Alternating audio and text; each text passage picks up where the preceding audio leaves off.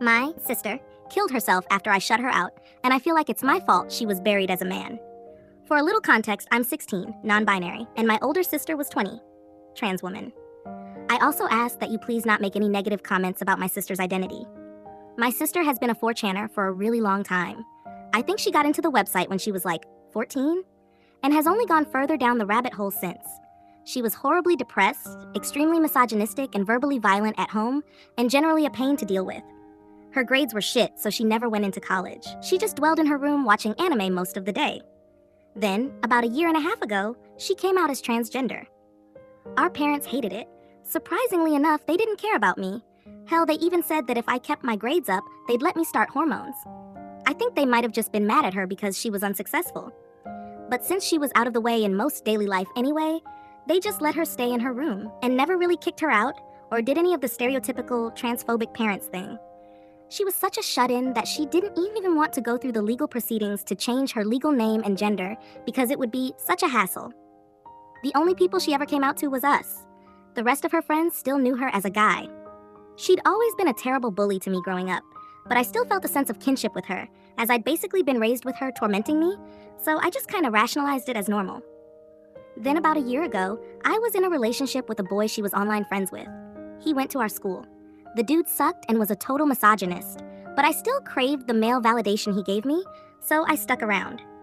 I got super drunk at a party one night and sent him nudes. The next morning, I find out he sent them to all of his friends, including my sister.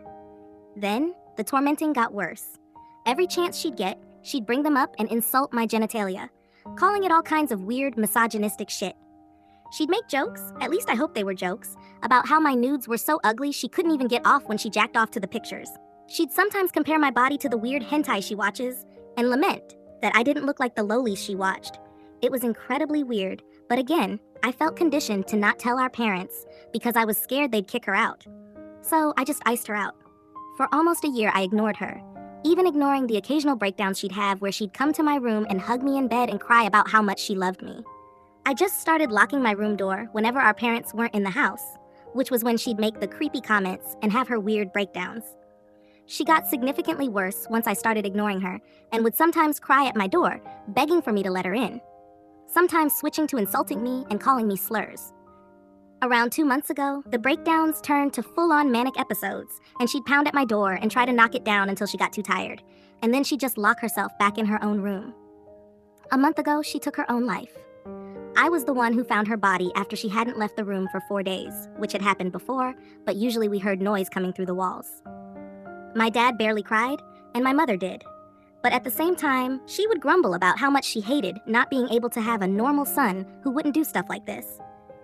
Her note was basically cussing out our parents and repeatedly writing about how fascinated she was with me. It kind of creeped me out, because something about it doesn't feel very platonic.